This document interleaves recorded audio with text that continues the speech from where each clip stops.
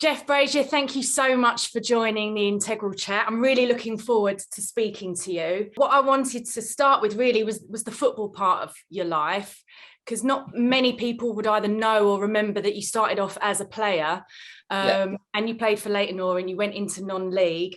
Growing up, was that your dream to be a player? And when it didn't you didn't probably realise your full potential, what was that like for you?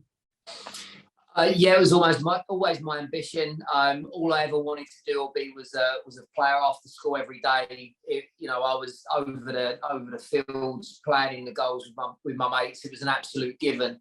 Always worked really hard at it, and when I got to the point where I was a pro for Leyton Orient, I wrongly thought that I'd cracked it, that I'd made it, not realising that actually it's all about playing first team football. And going from there, the contracts are almost kind of just a gauge, if you like, a marker. The fact that you're being rewarded with the acknowledgement that you're worth having around at the club for another season or a season beyond that. I got the phone call while I was out there, sort of midway through that loan, to say that we're not going to keep you on for next season. So naively, I'd gone out there without an agent, without any recommendations as to whether I should insist on signing something before I went. And I guess that caught up with me. So the next day I was on the phone to non-league football clubs who wanted to sign me, and I knew I could get a job at the same time. And in all honesty, I'd say I was devastated. I mean, I was, but I didn't allow myself to really feel that, because I just thought, right, I'm going to move on. I'm going to move on quickly, because I think there's an element of avoidance and safeguarding yourself through doing so. So I signed with Canvey. I went and become a barrister's clerk, and I didn't really even look back and think to myself, there's 91 other Football League managers that might want a player like me. And that really was where I went wrong. I was far too accepting of that decision. It was almost, if I'm being honest, I think a lot of other academy players will maybe understand what I mean when I say that I almost was anticipating it. It was like I was expecting it without wanting it. It was almost like it put me out of my misery to an extent, because we spent an awful lot of time as apprentices worrying about and talking about who's going to get the contract and who isn't. And so eventually when you feel like, oh, well, I've had a good run, that's the end of that then, I was far too quick to accept it. It's brutal as well, obviously, getting that in a phone call, your entire future kind of going up in smoke. How did you cope with that mentally? Well, as I said, I think I just alluded to the fact that I must have somehow developed the ability to avoid feelings that I didn't want to deal with. And I know where that come from. And just to sort of bullet point it real quick, but my mum was 15 when she had me. I was adopted. I keep saying that. I was fostered for a couple of years when I was a baby. Obviously, being away from your mum in those fundamental years are really quite important. I'd never met my biological dad. Found out at the age of 13 that he was the skipper of the Marchioness on that boat disaster on the Thames in '89. And I guess that through somewhere in amongst all of that lot was the ability to suppress and to move forwards. And actually, it's only something that I unravelled a few years ago. Some people are really positive. I've always been so positive, but what I didn't really ever realise till I was late 30s was that we can use positivity to block out everything else that would make us a little bit more human. And in some respects, when you're in the middle of maybe living with foster carers, or you're living in a house that's not a very good environment because your mum and your stepdad are continuously arguing and screaming and shouting, I think you learn to do that. So, but in those moments, it's relevant, it's useful, it gets you by. Unfortunately, we don't always, as humans, have the ability to recognise or have the ability to actually switch those things off. So, if I could go back and speak to my 17-year-old self who was playing football and doing quite well, but didn't know that a year or two into the future that he'd be released. I suppose you'd probably have a look and just start saying maybe it's time to start talking to someone about everything that you've been through in your childhood. But again, the problem with that is that we think we're bulletproof right up until we're maybe our 30s. It's not until because your 20s are a blur. Your 20s are about like absolutely attacking life and attacking going out and friends and just having fun and living. And I wouldn't change the way I did my 20s.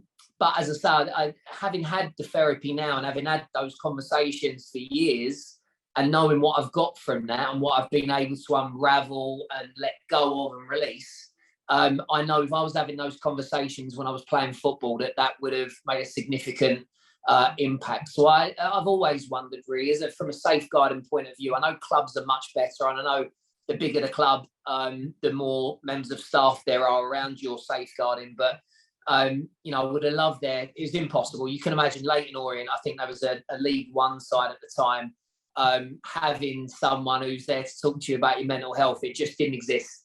No.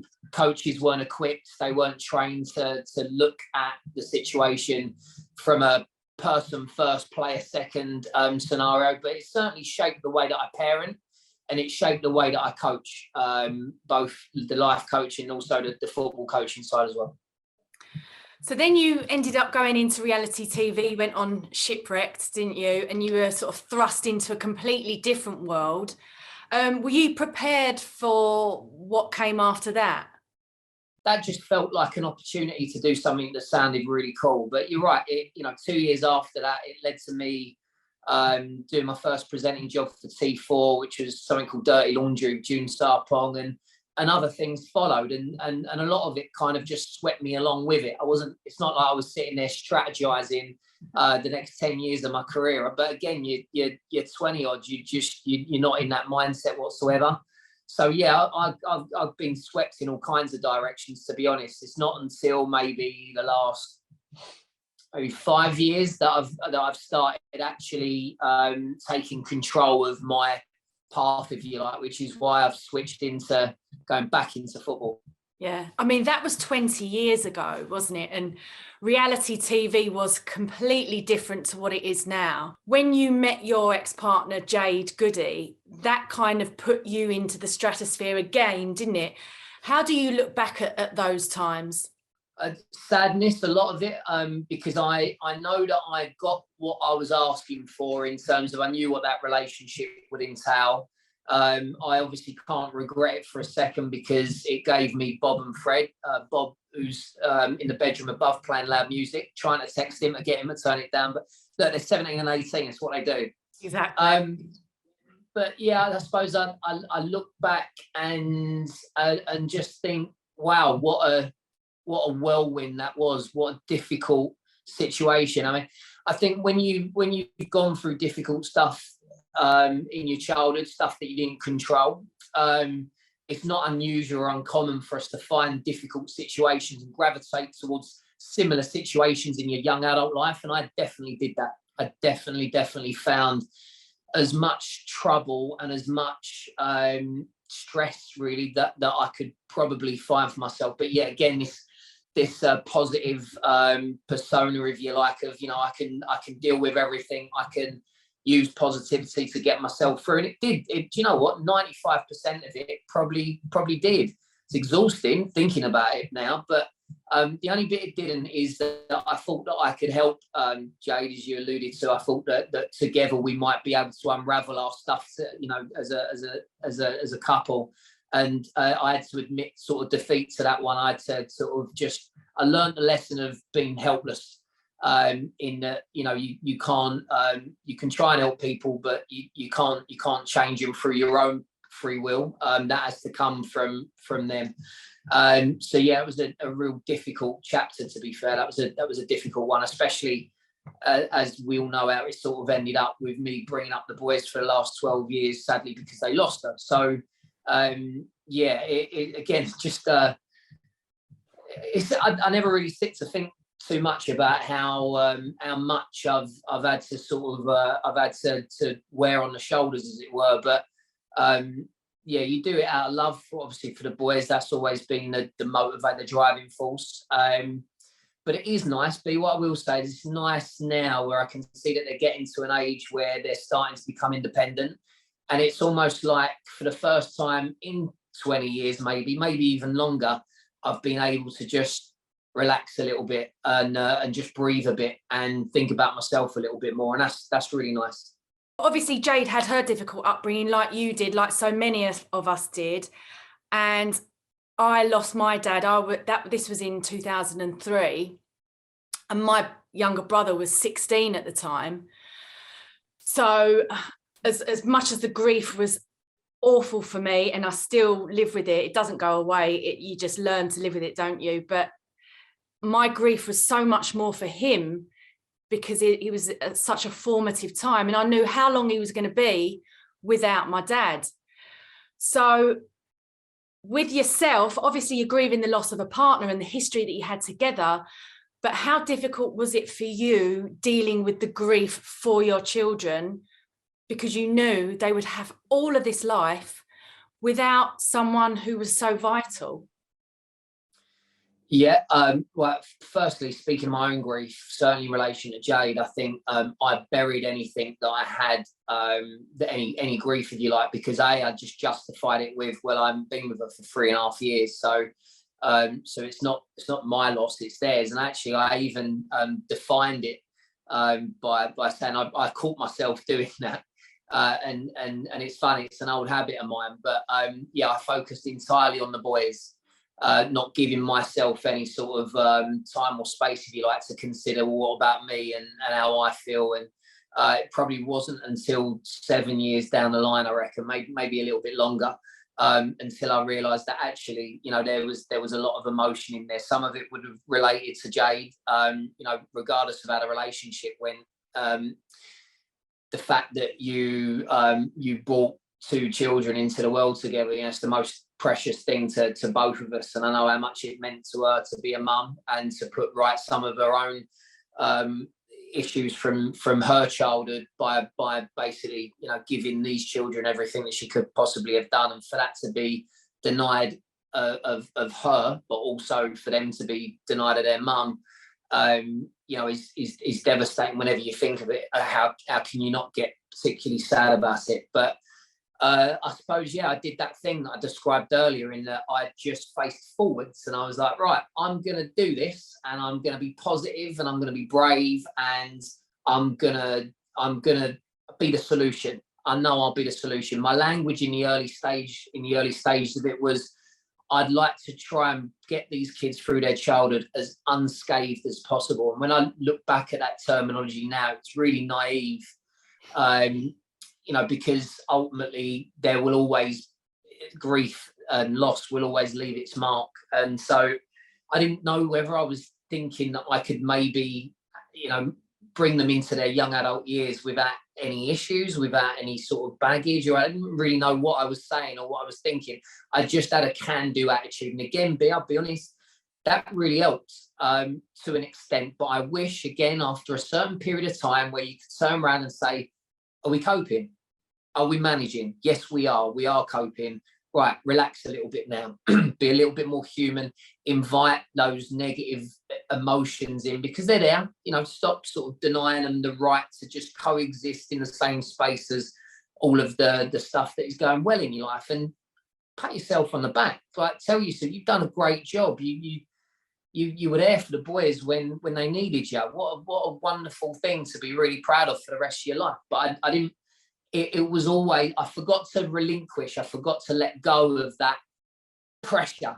Right, okay, I need to. What else needs doing? Because it never stops. There's always if one's doing all right, the other's upset, and if you know, and they'll sort of, you know, cross over, and there'll be an issue at school, and I'll be sort of, you know, trying to maintain a career at the same time that brings in what I want to bring in, but also gives me the time to be able to pick the boys up at the school gates, which again is massively important, because if it ain't you, who else? I'm really, really proud of how it's gone. Trying to, again, link all my experiences of the past, football being one of them, I guess, is that these things will give you a resilience, and they give you at least a confidence. Sometimes that confidence, I don't know where it comes from, but it at least gives you the mindset that you can, and that has definitely helped. So if you had have done the work earlier, I know for me, I didn't properly grieve my dad's death for about 10 years. Then I had therapy. How it sort of manifested in my life is I always chose wrong relationships.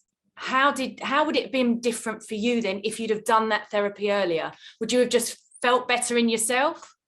I was going to say it's impossible to tell, but no, actually it isn't, because I know how it manifested for me. Similar in it, you were gravitating towards the wrong people. I was gravitating towards the right people, but I wasn't able to hold the relationship down past 3 years. It was almost like I was on a timer. And whenever it got to the point where I felt like it was going somewhere, a certain level of commitment, I would freeze and just become paralyzed by the fear of, I didn't know how to really recognize, but that was, of course, my early experiences of being taken away from my mum.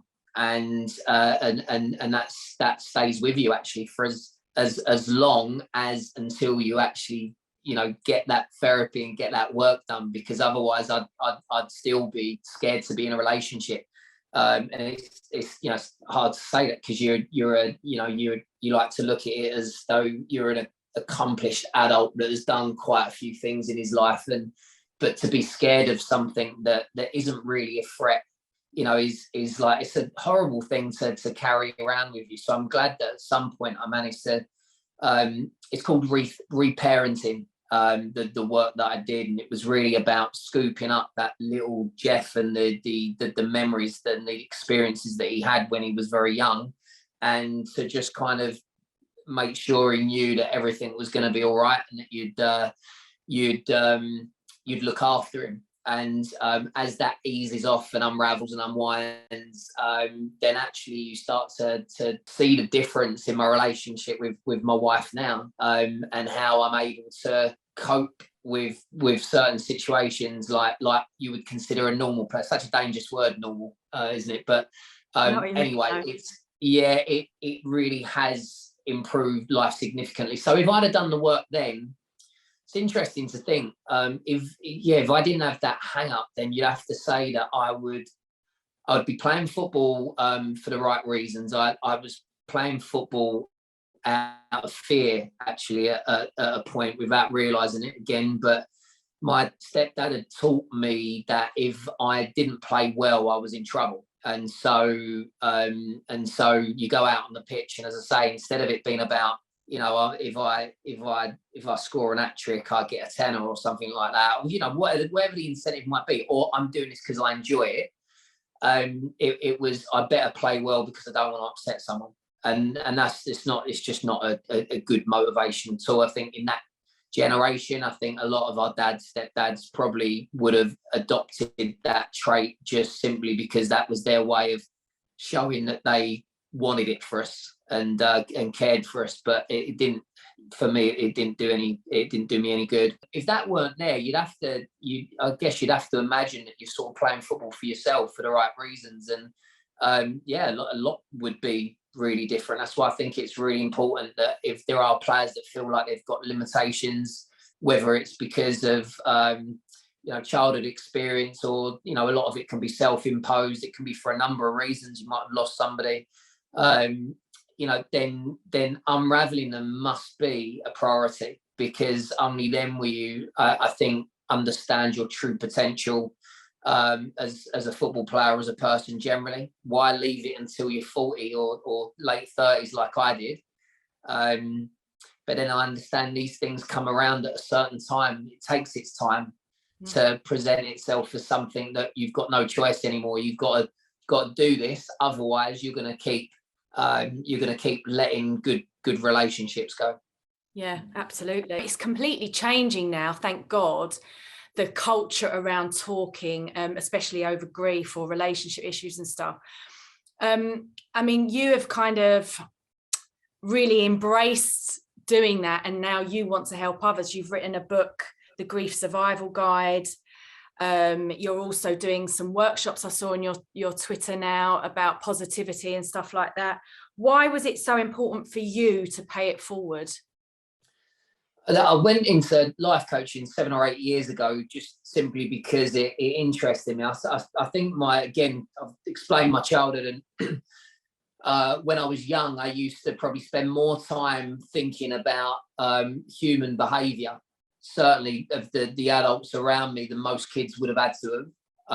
And I guess that probably became a trait of mine, in that I was interested in people, and why do we shout, and why do we do that, and what is it about that person's background that might influence the way they come home feeling and stuff. So yeah, I was always acutely aware, of the mood in the room, and people's feelings and whatever else. So I guess that was an extension of it, and doing NLP afterwards, which is a fantastic sort of toolbox of skills to apply to parenting life generally. Like, I've really enjoyed. So I'll never stop wanting to sort of educate myself in that department. Like, I've got tons of books still waiting to be read. I love self-development. I also feel like we're in a time of our lives at the moment where it's a very tricky period from a mental health point of view, from just coping generally. And mental health used to maybe be an option for some. Now I feel like it's a necessity to have these conversations, and maybe to go and gravitate towards like-minded individuals or groups that can just help you to keep a balance on a daily basis. You don't have to be getting up at 5 a.m. and meditating and doing ice baths, and that is one level of coping, of winning, of however you want to term it. But I think generally right now, a really good use of my time and effort would be to ensure that I'm trying to help people to at least know what's out there, what's available to them, so that they can choose whether to use these things or not. Yeah. As simple as that, really. I know when I spoke about my mental health on Instagram, a lot of people were shocked, because I always come across as this, really strong, independent, I'm in football, bolshy kind of person. And obviously a lot of that is true, but there is the other side that other people don't see.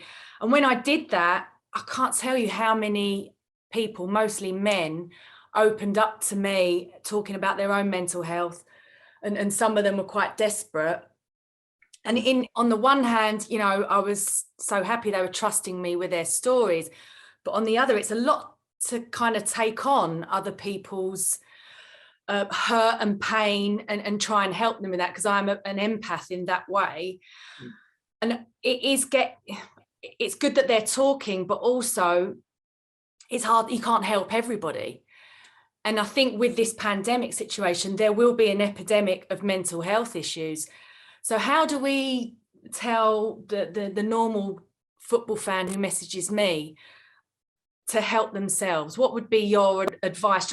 Kind of in a nutshell, what do we do? I think the advice is more for you, or for anyone that would like to help, especially people that have a platform, I guess, is to just be as honest and authentic as you can in your ups and in your downs. We've spoke about this for the last couple of years. I think, I don't know about you, and I'll ask you this sort of afterwards, but I see it as a social responsibility to make sure that people know when things are not great, to not shy away from sharing that like I would have done at a point, and to almost feel that for me, I get a lot of satisfaction from making myself accessible, and through sharing vulnerability, because it's not expected of men. There is this stigma around men sort of saying it as it is, like from a real point of view, and actually, like you alluded to, like, it really, really helps people when you don't sit on a pedestal just speaking about how great it is that you're at this ground, or you're speaking to that manager, or you're going to that restaurant, because that's all, these are all the nice bits and bobs that you've worked hard to create, but it can't be the full picture that you're promoting or projecting onto everybody else, because people will feel not only left behind, but also that they'll feel like you're out of reach, so you're no good to them. What people want to know is that you're the same as them. And so I learned that lesson a few years ago on that SAS thing. I'd always sit on the edge of groups, and I'd always, as I say, use positivity to get myself through the difficult stuff. But learning about how inaccessible that sort of made you, because people aren't, when they're struggling, they're not going to say to you, "I'm struggling, that was awful, wasn't it?" They're going to look at you and think, "Oh, he's doing really well. I'm not going to say anything to him." And actually that isolates you. And I guess I worked that out. I don't want to be isolated right now, especially I want to be connected to everybody, because I've got a feeling that that's exactly where we all need to be. We need to be connected and sharing how we're feeling about things, because the problems really worsen. I think I can't say begin, because I think there are problems anyway, but it gets worse when we don't communicate how we really feel and actually go along with stuff that we're not in agreement with. We've been sitting and doing your gratitude list at the end of the day, writing down as many things as you can think of. It's really simple practice, but it was really interesting to just ask some people, if you don't like the idea of that, what do you have to lose? What is it that you feel like is the worst that can happen through you doing that? Are you worried about wasting time, wasting valuable minutes doing something that's not going to lead to anything? Usually people have already predetermined in their mind whether they're going to give things like that a go or not. And I always term it self-regulation. The problem is that a lot of us don't want to get too high, because we've experienced being there and we've fallen in the past, and we don't want to go anywhere near that ever happening again. So what we do is we bring ourselves back down. We regulate how good we feel and how positive we can feel. And I think that, well, I don't think, because I coached a lot of people over the years, and it comes up a lot. We all have this inbuilt mechanism to ensure, well, it's protecting us from something that we've experienced a long time ago. Again, I said earlier about shame we don't sometimes recognize that we can, well, at least go about switching these things off, so that you are not subject to the things that happened in the past, and actually it's more relevant to who you are today, what you're trying to do, what you're trying to be. And then if you can let the handbrake off and dare to do these things regardless of what your attitude is towards it, then you'd find that your life can't really help but improve, can it, if you're practicing these good daily routines that I guess they it makes your mindset stronger, and it makes you more positive, it makes you more optimistic. And actually, if you believe the way the law of attraction works, which I do personally, then that's the difference between having things to say thank you for, or having things to moan about. But not everyone will have that. No, absolutely. Okay, right, let's wrap this up. I don't want to keep you too long, Jeff. Just finally, obviously this is a time of the year we're so happy for so many people, but it can also be a really difficult time of year, especially when you've lost loved ones. How do you keep the happiness going, if you like, especially for your young family, because it's obviously going to be difficult for them as well?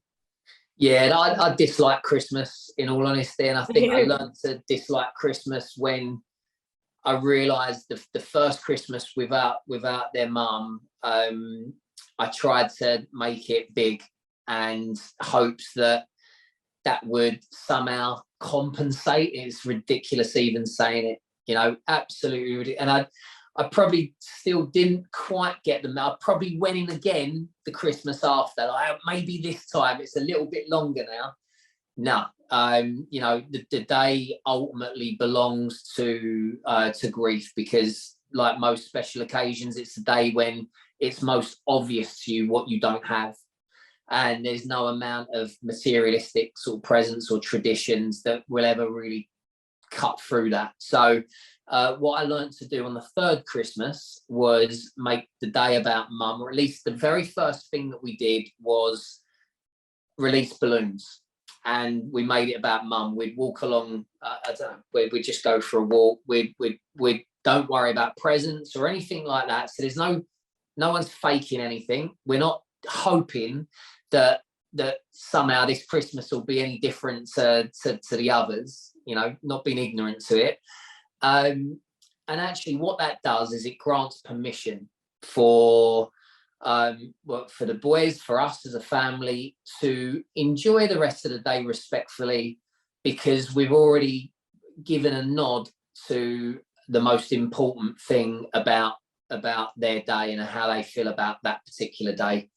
And it works, you know. So mum comes first, regardless of what it is, in what form, whether it's, you know, we lived in Brighton for a little while, so we'd go and swim in the sea, and we'd do that for mum. So we've sacrificed something. We've then sort of given ourselves the right to go home and be happy and smile. And that's the difference. And what a lot of people do, sadly, is they try and get through the day without thinking about it, and it doesn't work. And so people set themselves up for failure. But it's understandable. That's it. You know, again, we use that defense mechanism that we've all got, which is to try and avoid stuff that we don't want to deal with. But you know, on that, I just find on that day, it just there's no getting around it. The last 7 years, actually, we've ended up going to my wife's mum and dad in Brighton, just because that walk along the seafront has become a really nice tradition. That is nice. Yeah. So I look forward to it in that respect. But my mum's side are all a bit disjointed, so it's not like there's a load of them meeting up. In fact, it never really sort of happens like that. So I don't know. I think we all end up just doing something that feels right at the time. What I can't wait for is obviously when the boys go and have families and stuff like that. Yeah. And I think that Christmas will have its day once more. But I'll wait patiently until then. Go to Grandad Jeff's. Yeah, I can't wait. But yeah, I don't want it anytime soon. Give me another 10 years, please. Yeah, they're still a bit young yet. Oh, Jeff, thank you so much for joining the Integral Chat. It's been brilliant. Lovely speaking to you, B. Thanks for having me.